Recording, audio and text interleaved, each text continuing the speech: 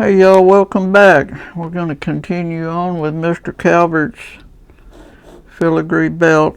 Sorry, I haven't had some other things that I need to take care of, so I wasn't able to get the other videos out on time, but I didn't record all of this just because of the amount of time it takes to do one of these style belts. And as I said, when you're doing a filigree belt, it's probably more of one of the more advanced projects you could do. But I did want to show you something. I didn't wet this entire project just this one time, so maybe I could show you what a filigree belt is all about. And then I thought you might enjoy watching me use my swivel knives and some of my different beveling and modeling tools and stuff. So I've got a little bit left to cut out on the other end. So I don't want to make these videos too long. There's a reason why I just left it. I didn't show like a whole lot of it, otherwise it'd be like 5 or 6 hours of it. I don't think you guys want to really do that. But you can make out these shadow areas where I use my background tool right here around this leaf. I'll come back in after I get that other end tooled, and all of these areas right here are going to be cut out. And then I believe I stated already his favorite color is blue. So I'm going to take another piece of leather, a thinner piece of leather, and I'll dye it blue. When I get to that, we'll go over all of that with you. And then it will attach to the back of this belt here, or this thicker, whatever you want to call it. And then that blue then will show up as your background. So since I am doing a filigree style, I'm not making my cuts or anything quite as deep as what I normally would, just because that background is going to be getting cut out. So there's not really a whole lot of need for it.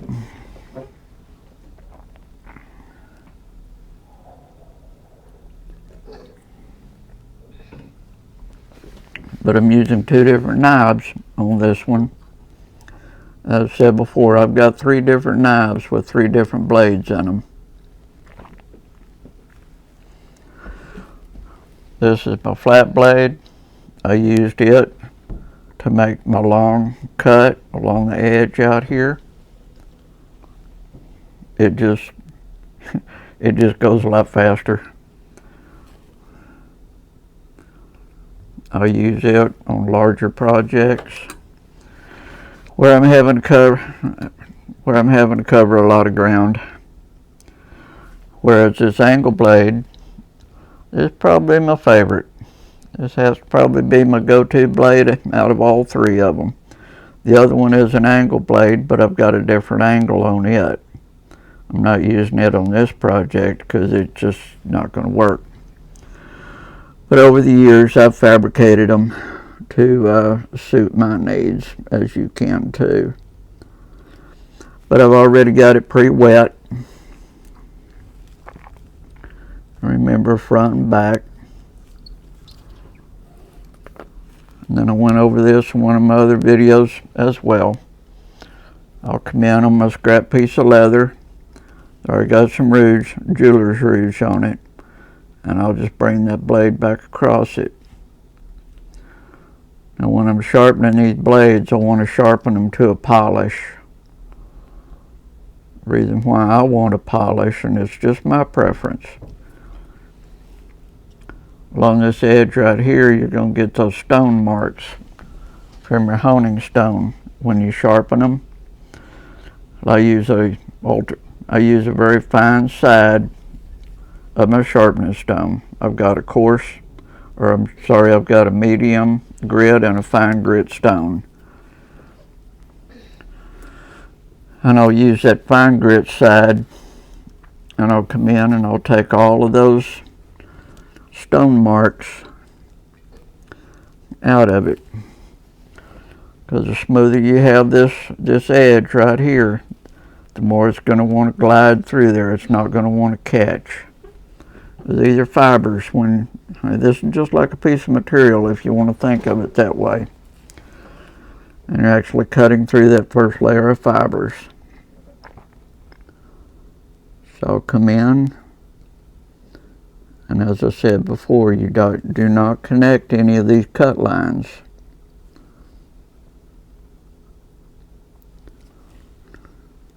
And what I mean by that is,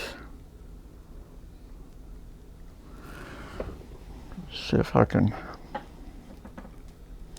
this right here at the tip of my blade, that's going to be an acorn right in here. This is just going to be a little twig coming off of this other stem right here. But the lines that you do not connect is where this line right here comes into that acorn or out to your border. I demonstrated some of that earlier there. But the reason being, if you were to connect those two lines right there, then this little pointed edge right here is going to want to, you're cutting through those upper layers of fiber, so they're going to want to separate. It's going to want to curl up on you, and you don't want that. And then it also helps you shade or shadow when you're doing the beveling. So I've got another light here. Hopefully it's not picking up a lot of the shadows off my hands. I wasn't just real happy with some of the other videos there, how much of the shadows you're actually seeing. Now there's a lot of flipping and flopping on these projects when you're doing them. But for this demonstration, I'm going to try to keep it all one direction. Because a 42-inch belt, I'm going to be smacking me, my wife, or a cat, or you guys.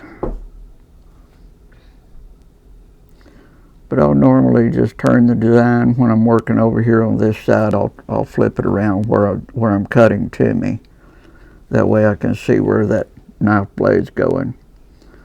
Doesn't take a whole lot of pressure with a real sharp blade.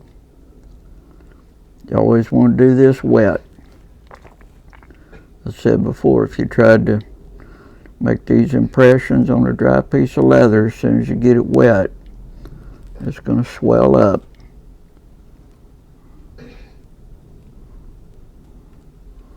And it's not going to do. You'll start hiding your lines, and when you go in to tool it, stuff like that, it's just not going to work as well for you. But you see how I'm using these 2 fingers, or 3 fingers, to turn that blade to follow my design.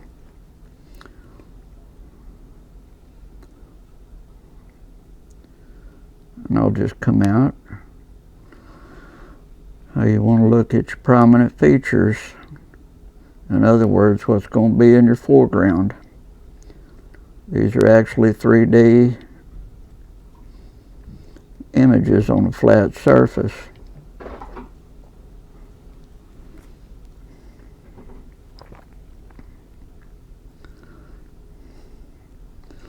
And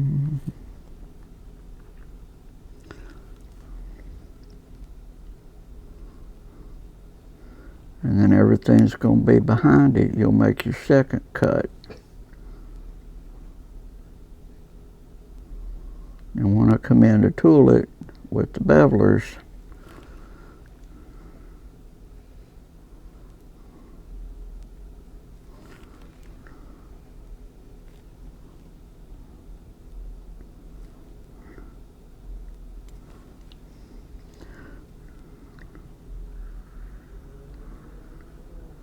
like I said before, whatever you get your pattern from, I don't care what it's from.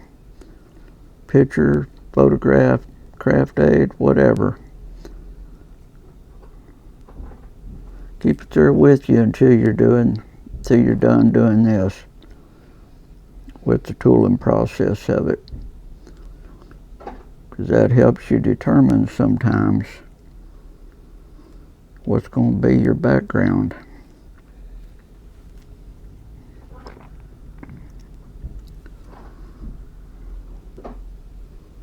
And after all these years, I found it still helps me a lot. Now I can tell my blade's starting to get a little, it's wanting to drag. So I'm going to run it back across that ridge. You're going to do this depending on the size of your project. You're going to do that several times. But you want to keep that coating on that blade so it'll slide through there. If not, you may slip, and we don't want that. You're going to have a cut in your project that you didn't intend to have. You're using just a little bit of pressure. Doesn't take much if your blade's sharpened like it should be. But you want it to just slide through there. You don't have to follow these patterns exactly, your lines. Because I have never in my life have I ever seen two leaves that are identical to each other. I also stated that at the end of it here, I'm going to do a basket weave pattern out here on the end where the holes are going to be cut or punched. Reason why I'm doing that is because this is a filigree belt, remember. All of this background is going to be getting cut out. And unless you know exactly how that pattern is going to fall, where you punch those holes, if you don't have anything, if you don't have any leather to punch that hole through, it's nothing but background, then the day is just not going to go very good for you. So what I'll do on a filigree belt is, others do it different again. This is just me. This is just my style. This is the way I like to do them. Is these last two acorns right here. Those are going to be the end of my leaf and acorn pattern. Then from here on, I'm going to use one of my basket weave tools, and I'm going to stamp out here. Now these pencil marks will go away, but the weather's wet, so I'm not going to touch them. Right now, if I tried to erase them at this point, that lead would just embed deeper into that leather and I won't be able to get them back. But I'll leave them, probably actually still use them there when I punch the holes because they're real good. They're on my center line for the belt, so I'm probably not going to do anything with them. That punch will take most of them out. Let's see. So what I'm going to do here, since it's going to be ending my filigree pattern, and these these lines right here where I'm coming back up to where the border is, I told you in the earlier videos there I had to use a smaller, or the pattern that I chose. It was smaller than what I thought it was going to be, but I was already committed to it and already put the impression in the belt. But and you'll run across that from time to time. You'll have to use the imagination. But all I did is I just started continuing all these lines out to where the border is. And then but where I'm going to go back out there to where the original border was, which I'm going to use, I'm going to put stitching in here too. Then these lines here, you can just cut them however you see they're not the same. Well, that's fine. There's no, I've checked with the leather law people, and there's no law that we can find anywhere that says you can't do something original with a piece of leather. So that acorn is my prominent feature.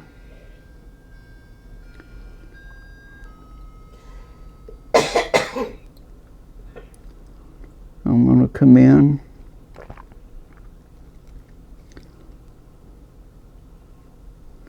As you can see, once again, I'm cutting it in 2 different directions, which is not really recommended, but to keep from flopping this thing around like a fish.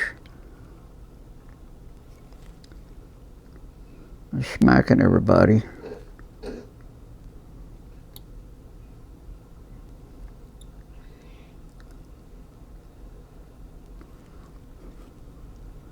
And this way I'm going to be doing it. When you have a little short line like this, then just take your knife and just prick it sometimes. All you need is just the definition of where that stem is. Just make sure you don't cut into that other line.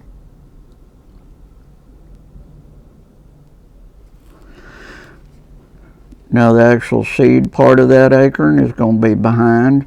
If you've ever seen an acorn, you'll see that this is going to be your prominent part of it. So I'm cutting it first.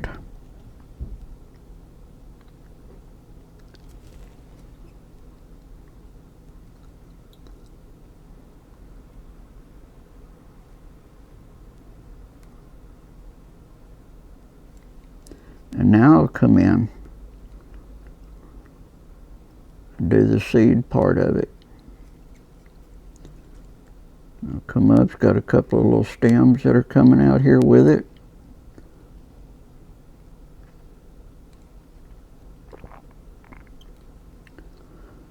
But using this or doing it this way, it's going to keep your project from coming apart when it shouldn't, or in places that it shouldn't. And then this also helps you shade when you're going in from one to another.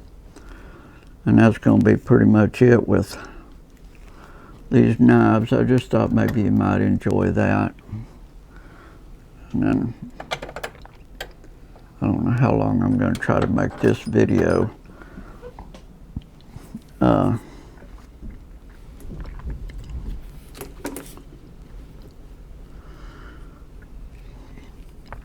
Now I use a ton of different bevelers. Some people, they'll want to come in. Now these outside borders, those are going to be your prominent features. So this interior part where the design is, you can see down here where it looks like everything, the leaves and acorns down here, they're actually back here behind these outer borders, or they appear to be.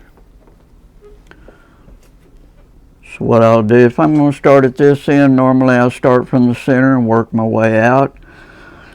Well, once you've got your pattern cut in, then you can pretty much work it however you want to. That's just my preference. I've got several different bevelers that I use. My personal preference is the one that's got the little texture surface on it. I just prefer them.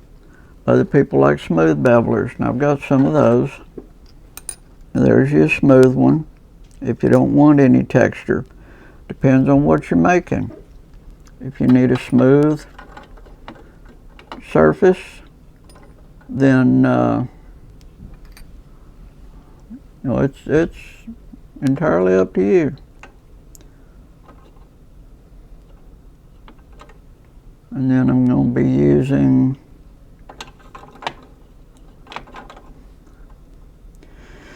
something else that I did on this one too is, and again, just me, I like to pick out the tools that I'm going to use. Like beveling, for instance, this comes in stages. You'll do your beveling and stuff first, and then you can do your decorative cuts. Or you can start down here, and as you start working through your project, you can go ahead and do your decorative cuts or your shading.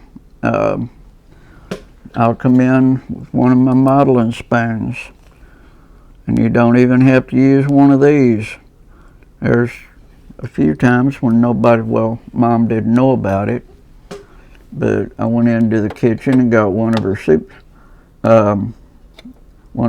spoons, because it's stainless steel or it's got a smooth finish on it or something like that and no sharp edges, and worked really good. But I don't know if she ever knew it or not. She probably did. But let's see, some people will come in and they'll do their entire border. Like I said, however you want to do it, it's entirely up to you. It is your project. You just have to figure out which way works best for you. But then I'll see if I still can't figure out a way to keep my hands out of the way. See if I can turn it over to the side a little bit more. Yeah, my hands are just going to be right in the way. I'll keep working at that, see if I can figure out a way to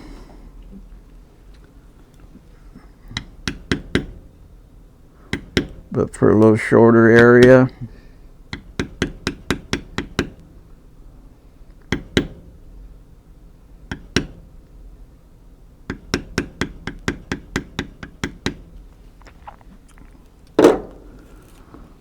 I'll just come in with a smaller beveler, and I'll just start coming into the design. Now, a wider pattern, what I'm doing on this one, just so I don't mess it up, is whenever I get to a background area that's going to be cut out eventually, I'm going ahead and I'm using a background tool, and I'm putting that background in there. Do whatever you need to do.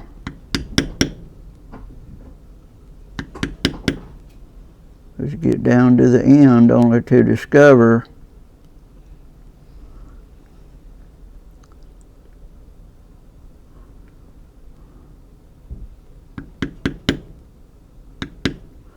that what needed to be a background is no longer a background.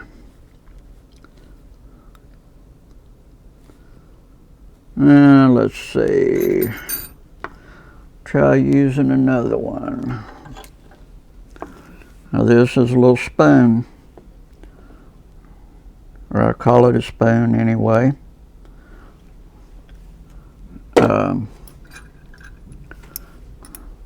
Background tool. It's got texture on it. That's what I like. I call it a teardrop shape. Wider at the one end of it than it is. It kind of comes down to a point at the other end. Those tools come in really, really handy if you're wanting to work into. Let me see if I can show that with my other hand.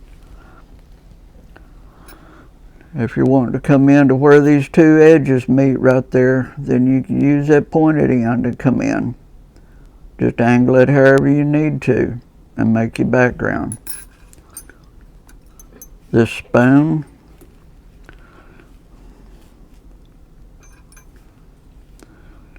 see how much bigger the tip of my beveler is right there than where I need to be tooling.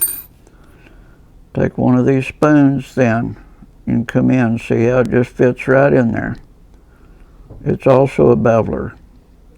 There's a ton of different things you can do with it. And I'm gonna work on this other half. I'm not gonna make you guys go through all of that. It's just gonna be, just pick out your prominent. Let me join a couple of lines so you can see what I'm talking about on it. How you feather your pattern into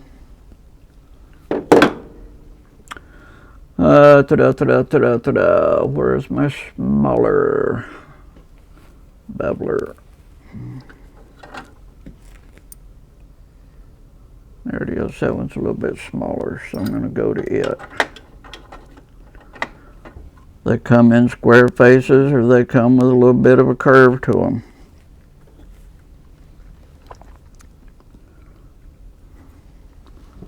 But I'm going to come in.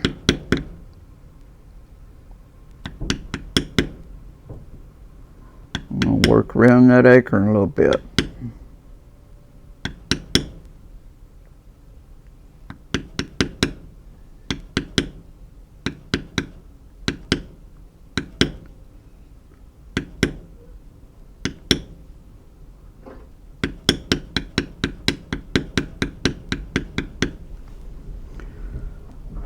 And then where the seed actually joins,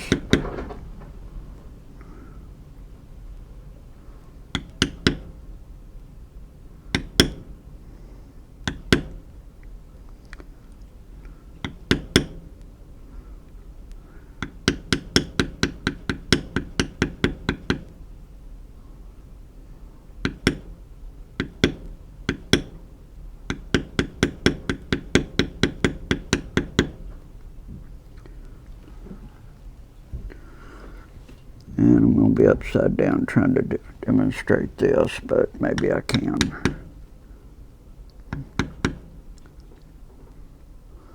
I strongly encourage you to have your design facing you.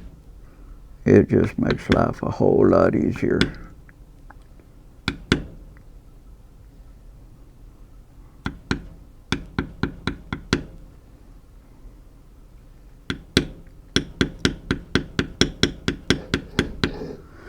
Or it does for me anyway.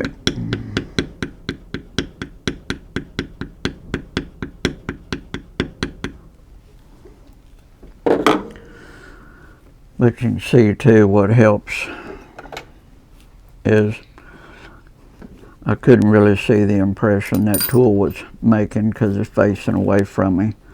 But I don't know if you can make out or not. But you can see these little ridges that are in here left by the tool, or what you can come in, but down here you can see where I brought it all the way down. This just feathered out. You'll still make the impression.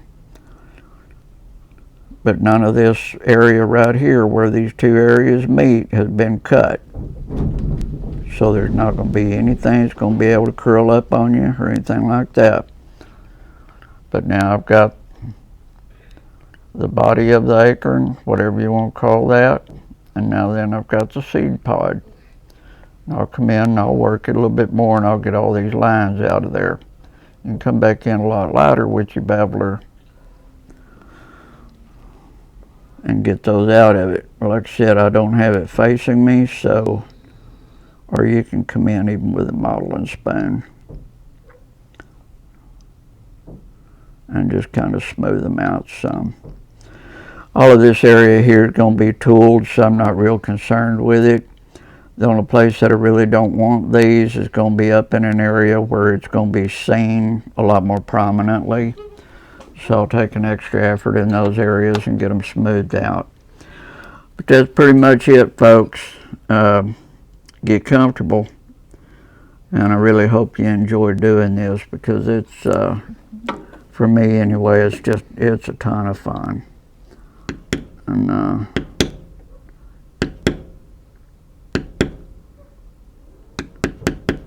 And if you need your impression a little bit deeper, go back and hit your tool just a little bit harder.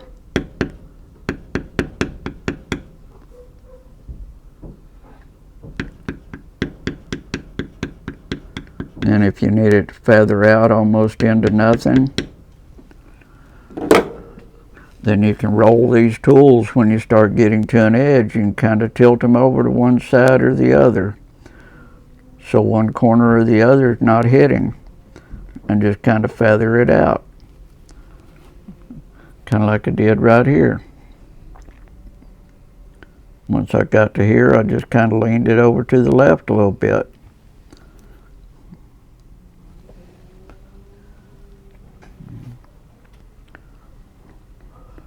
I just took it because I haven't cut these lines yet, so I didn't want the impression on the outside of that line. So when I got there, I just leaned it over to the left a little bit and just kind of brought it out, and it'll feather it. All right, folks, that's going to be it for this one. Let me continue on with all of my tooling and stuff. I can go ahead and show you this, what I did to shade these leaves when I did the decorative cuts.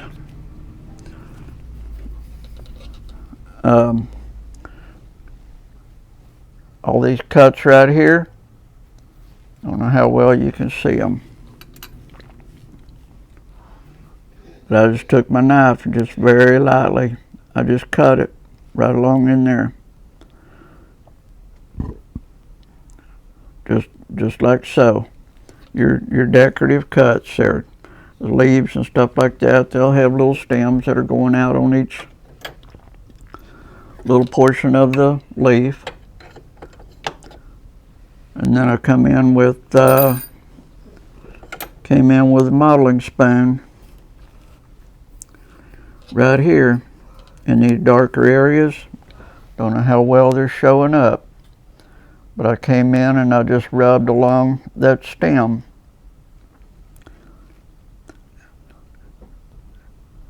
And just, you're actually making the impression, you're smoothing it in. But you can just come in, you can do all sorts of things with it. It's unlimited, like I said, imagination. So have fun with it. A good example of prominent feature is these two, let's see where I can find them. All right, on this leaf right here, see how this little curled portion looks like it's on top of the rest of the leaf? That's the way it's cut and that's the way it's tooled. I came in and I tooled this first, around here. Then I came in and I tooled the stem, because you want the appearance that it's actually behind this curl. And that's how you get your designs. That's how you get the appearance that is 3D. But it's endless, the imagination. You can just have so much fun with it, or at least I do anyway. So let me, hope that gives you a few ideas on how I use the different bevelers. And you just have to learn, you just have to work with them, learn what they do, and then learn how to put your style, how they feel good to you. No, you're not going to do it the way I do it. I've just learned over the years how I like to do it, and that's me. So, and with that, we'll Judy and I like to end, as always, with saying, don't be mean, folks. If you're not willing to treat Jesus that way, then let's not treat each other that way. And with that, adios on this one. I'm going to continue on. And when I get to the basket weave part of it, I'll be sure to bring you back. When I get down here to start putting the features in some of the leaves, if you want to see a modeling tool, y'all leave me a comment on what you would like for me to actually demonstrate. And I'll do my best, even if it's a scrap piece of leather. If you're having trouble with something, drop me an email or drop me a comment on what you're having trouble with, and I'll try to get the camera set up to where you can actually see it. And my hand's not going to be in the way. And I'll show you how I do it and see if that'll help you. Anyway, with that, adios. I'm going to continue on, and I'll bring you back when I get to the basket weave part of it. See you next time.